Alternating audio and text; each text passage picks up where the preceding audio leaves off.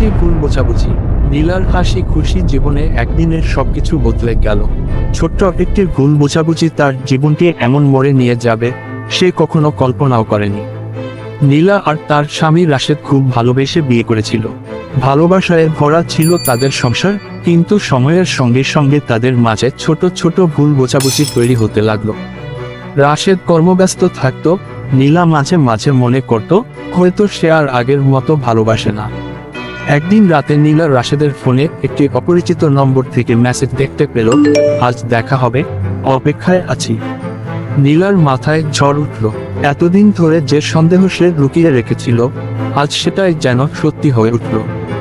রাগে অভিমানে সে কিছু না বলে সোজা বাবার বাড়ি চলে গেল।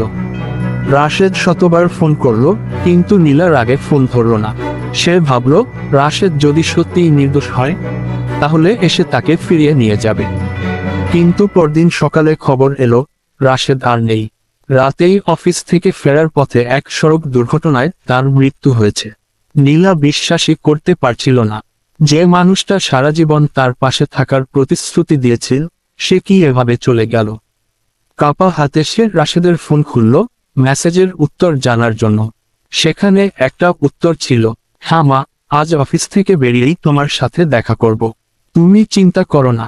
সেই অপরিচিত নম্বর ছিল রাশেদের মায়ের। নীলা ভেঙে পড়ল।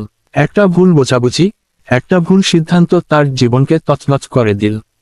যদি সে শুধু একবার রাশেদের সঙ্গে কথা বলতো সবকিছু পরিষ্কার হয়ে যেত, কিন্তু এখন আর কিছুই ফিরিয়ে আনা সম্ভব নয়। ভুল বোঝাবুঝির কারণে কত সম্পর্ক শেষ হয়ে যায়, কত মানুষ হারিয়ে যায়। যদি আমরা একবার ধৈর্য ধরে সবকিছু বুঝতে চেষ্টা করতাম তাহলে হয়তো এমন অনেক ট্র্যাজেডি এড়ানো সম্ভব হতো।